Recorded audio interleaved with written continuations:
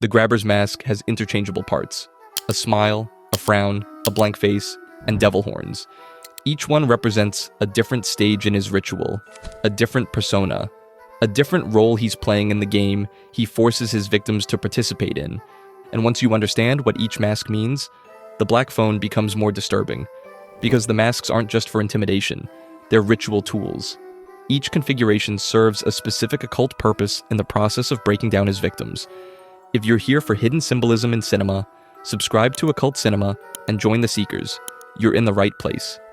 Today, we're decoding the 10 secrets about the grabber, the killer who haunted Denver in the 1970s, who returned as a supernatural entity in Black Phone 2, and whose masks reveal the dark psychology of ritual predation. Let's begin. The Alpine Lake origins. The grabber didn't start in Denver. He started 20 years earlier at a summer camp called Alpine Lake. The year is 1957. A boy named William, who goes by Wild Bill Hickok at camp, is working as a counselor or older camper. He's charismatic, popular, the kind of kid everyone likes. But 3 boys go missing that summer: Felix, Cal, and Spike. Their bodies are never found. The camp closes. The case goes cold. But the bodies are there, at the bottom of Alpine Lake, stuffed into oil drums, weighted down, preserved in the freezing water. And Wild Bill? He grows up. He moves to Denver. He becomes a part-time magician. He lives in a house with a soundproofed basement, and he starts killing again. This origin story is revealed in Black Phone 2, but it recontextualizes everything. The grabber isn't just a serial killer who murdered 5 boys in Denver between 1975 and 1978. He's been doing this for over 20 years. He's killed at least 8 boys that we know of, possibly more. The Alpine Lake murders establish a pattern. He targets boys, he takes them to isolated locations, he keeps them, and he kills them. But there's something else. Hope Adler, Finney and Gwen's mother, was at Alpine Lake in 1957. She was a young girl who had visions, psychic visions. She saw what happened to those boys. This is why she drank, why she couldn't handle her gift, and why she eventually took her own life. Because she saw the grabber. She saw what he did, and she couldn't stop it. The frozen lake becomes significant in Black Phone 2. The bodies are still there, trapped, preserved, and their souls are trapped too. The grabber, now a supernatural entity, feeds on them, uses them as a power source. The lake is frozen, and in the mythology of the film, hell is ice, not fire. Ice, cold, preservation, stasis. The souls can't move on. They're stuck, frozen in the moment of their deaths, and the grabber keeps them that way because he needs them. Even in death, he's still feeding on his victims. The Devil Mask. The mask is the most iconic element of the grabber. Designed by legendary horror effects artist Tom Savini, it's not one mask. It's a system. Interchangeable parts that snap together in different configurations. There are 4 main pieces: the base, the smile, the frown, and the horns. And the grabber uses them strategically. Each configuration represents a different persona, a different stage in his ritual. The blank face. This is the captor, the emotionless predator. When he first takes a victim, when he's in control, when he doesn't need to perform, this is the mask he wears. No expression, no humanity, just a void. This is the grabber at his most honest. He's not pretending to be friendly, he's not pretending to be angry, he's just nothing. A blank. A predator without emotion. The smile. This is the false friend, the manipulator.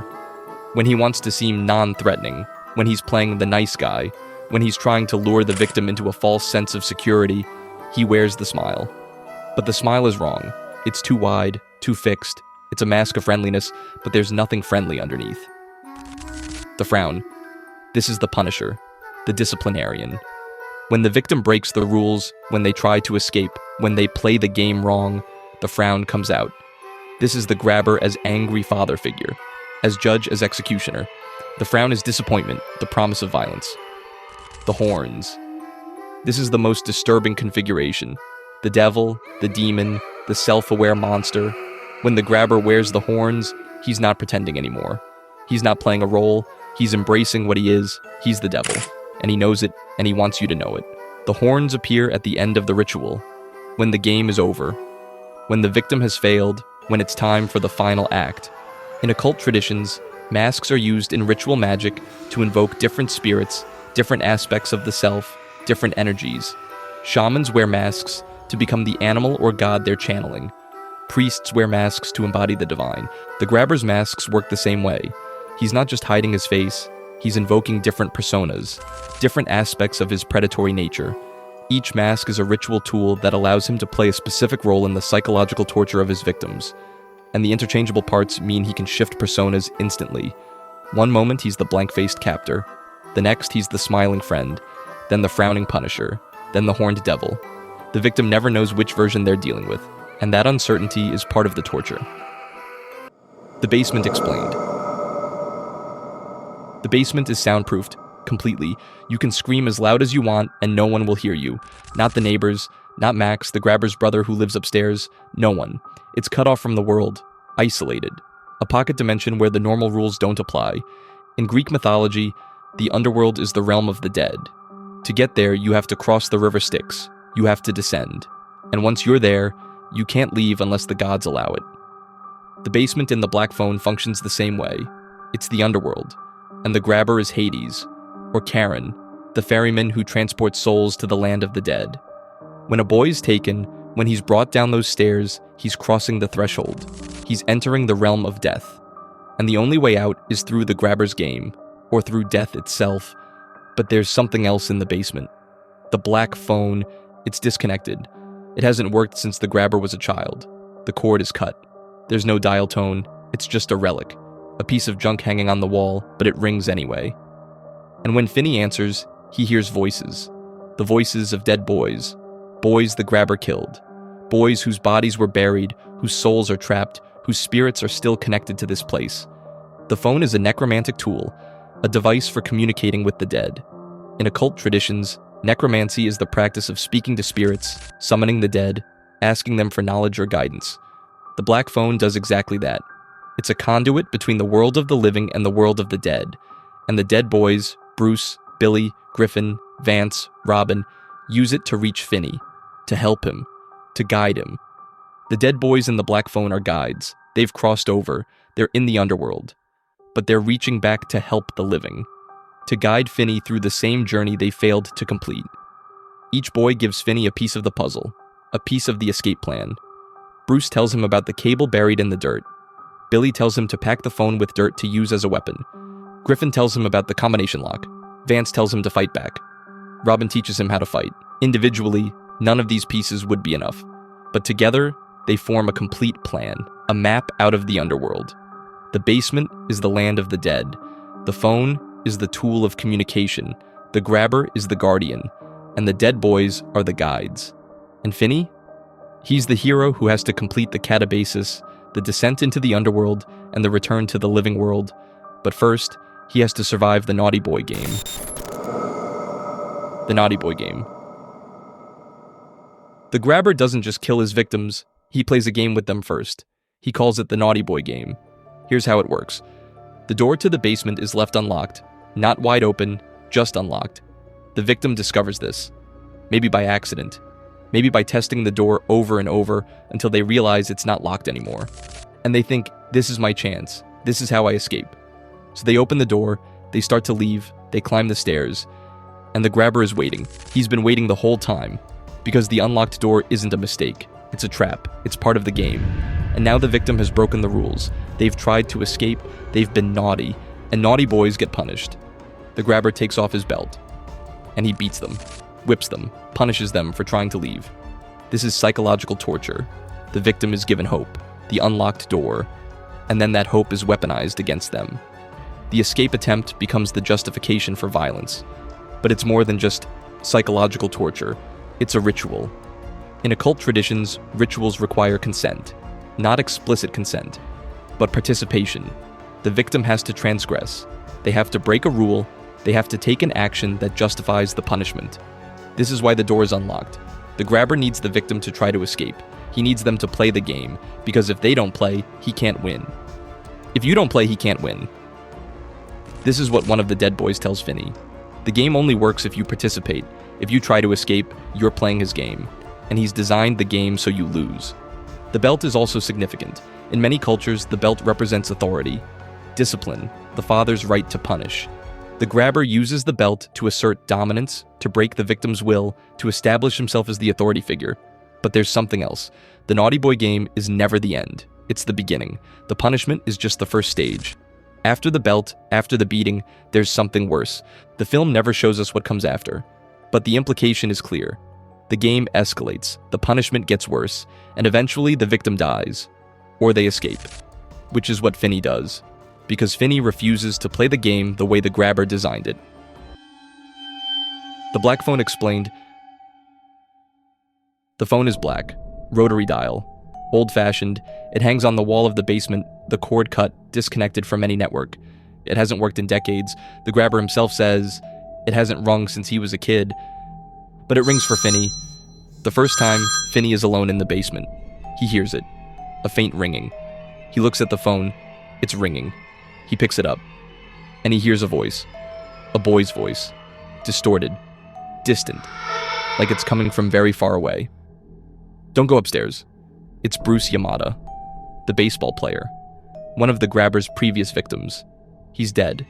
His body is buried somewhere, but his spirit is still connected to this place, and he's calling Finney through the phone. Over the course of the film, Finney receives 5 calls, one from each of the dead boys. Bruce Yamada tells him there's a cable buried in the dirt floor. It's part of an old phone line. Finney can dig it up and use it. Billy Showalker, the paperboy, tells him to pack the phone receiver with dirt. It'll make it heavy. A weapon. Griffin Stagg, the quiet kid, tells him about the combination lock on the inside of the storm door. He gives Finney the numbers. Vance Hopper, the pinball champion, tells him to fight back, to be aggressive, to not give up. Robin Arellano, Finney's best friend, teaches him how to fight, how to throw a punch, how to take a hit, how to survive. Each call is a piece of the puzzle. Each boy contributes something Finney needs to escape. And together, their collective wisdom forms a complete plan. This is necromancy, the practice of communicating with the dead. In occult traditions, necromancers summon spirits to gain knowledge, to ask for guidance, to learn secrets that only the dead know. The black phone is a necromantic tool. It's a device that allows communication between the living and the dead. And the dead boys are using it to reach back, to help, to guide. But why does the phone work for Finney and not for the other boys? Why didn't Bruce hear Billy's voice? Why didn't Griffin hear Bruce? The film suggests it's because Finney is different. He's the one who's supposed to escape. He's the one the dead boys have been waiting for, the one who can break the cycle. Or maybe it's because Finney's sister Gwen is psychic. She has visions. She dreams about the grabber. She sees things before they happen. And maybe that psychic energy, that connection to the supernatural, extends to Finney. Maybe it allows him to hear the phone when others couldn't. Either way, the phone is the key. It's the tool that connects the living and the dead. It's the device that allows the victims to become guides. It's the necromantic instrument that turns the basement from a tomb into a place of potential escape. The phone rings. The dead speak. And Finney listens. The 5 Denver victims. Between 1975 and 1978, 5 boys disappeared in North Denver. Their faces were on posters, on milk cartons, on the news. The community was terrified. Parents kept their kids inside, the police had no leads, and then Finney Shaw was taken, and he became the 6th. But let's talk about the first 5, because each of them has a story. Each of them tried to escape, each of them failed, and each of them is now a ghost, trapped in the basement, trying to help Finney succeed where they couldn't. Billy Showalker, 1975, the paperboy. He delivered newspapers on his bike every morning. He was responsible, reliable. Everyone in the neighborhood knew him. The grabber took him first. Or at least, he's the first of the Denver victims we know about. Billy tried to escape through a window. There's a window in the basement, high up on the wall, covered by a grate. Billy tried to break through. He almost made it. But the grabber caught him. When Billy calls Finney, he tells him about the phone, about packing it with dirt, about using it as a weapon. Because Billy learned too late that you can't escape through the window. You have to fight. Griffin Stagg, 1975 to 1977, the invisible kid, the one nobody noticed. He was quiet, shy. He faded into the background. Griffin tried to escape through the storm door. There's a door in the basement that leads outside, but it's locked with a combination lock. Griffin tried to guess the combination. He tried everything, but he couldn't figure it out. When Griffin calls Finney, he's different from the other boys. He's more distant, more faded, like he's been dead longer, like he's losing himself. But he gives Finney the combination. He figured it out after he died.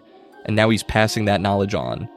Vance Hopper, 1977 to 1978, the pinball champion, the tough kid, the one who didn't take shit from anyone. Vance fought back. He was aggressive, violent. He tried to overpower the grabber physically, and he almost succeeded. But the grabber is stronger, and Vance lost.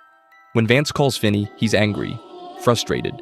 He tells Finney to fight, to be vicious, to not hold back, because hesitation gets you killed.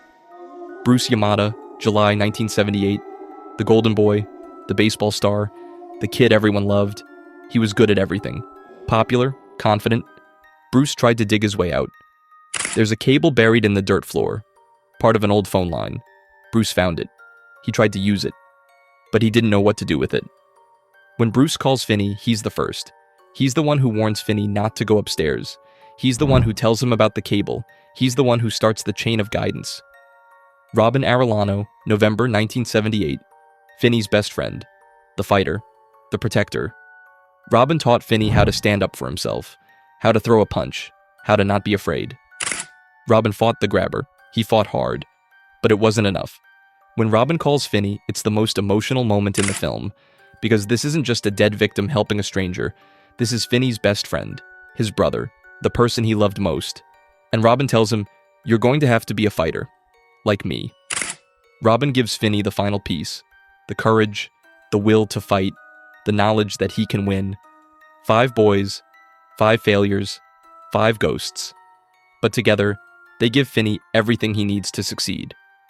In occult traditions, there's power in numbers. 5 is significant. It's the pentagram. The 5 points, the 5 elements, the 5 wounds of Christ, 5 victims, 5 guides, 5 pieces of wisdom, and 1 survivor. Max the brother. Max lives upstairs. He's the grabber's younger brother, and he has no idea what's happening in the basement. Or does he? Max is a cocaine addict. He's unemployed. He's living in his brother's house rent-free. He spends his days doing drugs and playing amateur detective. Because Max is obsessed with the missing boys. He has a map on his wall, pins marking where each boy was taken. He's trying to figure out who the grabber is. He's trying to solve the case. And he has no idea it's his own brother.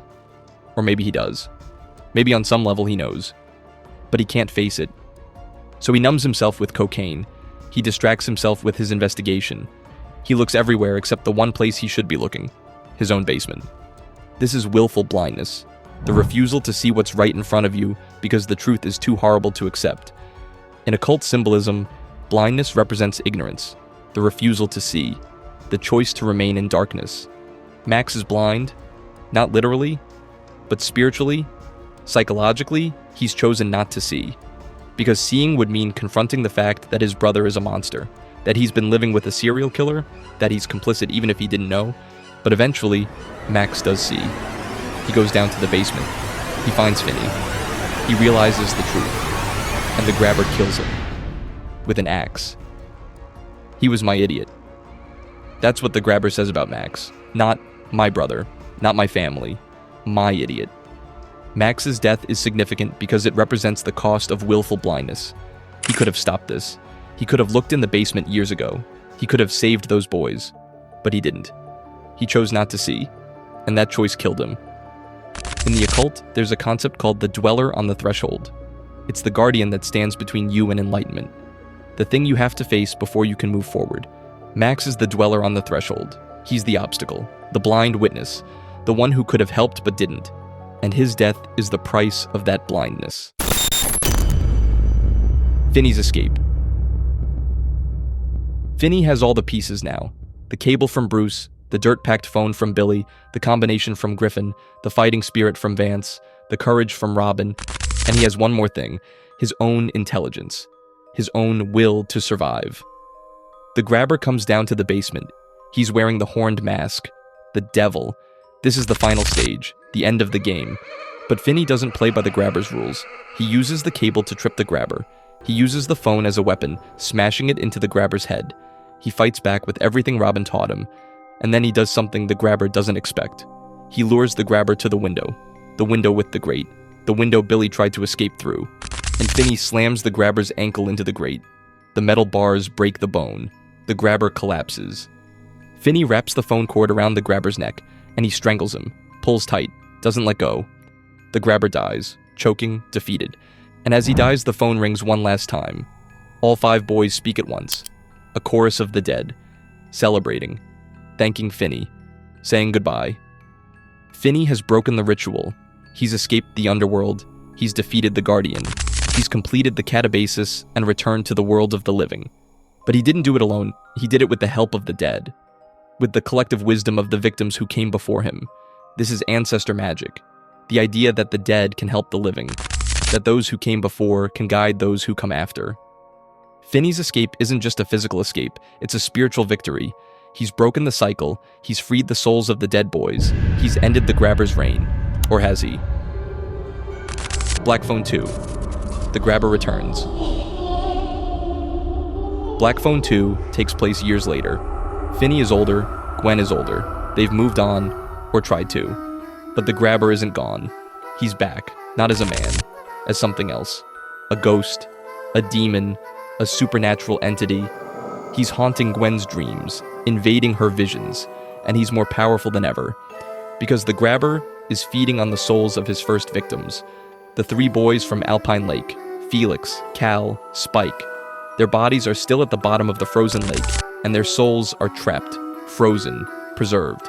And the Grabber is using them as a power source, draining them, feeding on their fear, their pain, their eternal suffering. Hell is ice? This is the mythology of Black Phone 2. Hell isn't fire, it's ice, it's cold, it's stasis. It's being frozen in the moment of your death, unable to move on, unable to escape. The Grabber has become something more than human.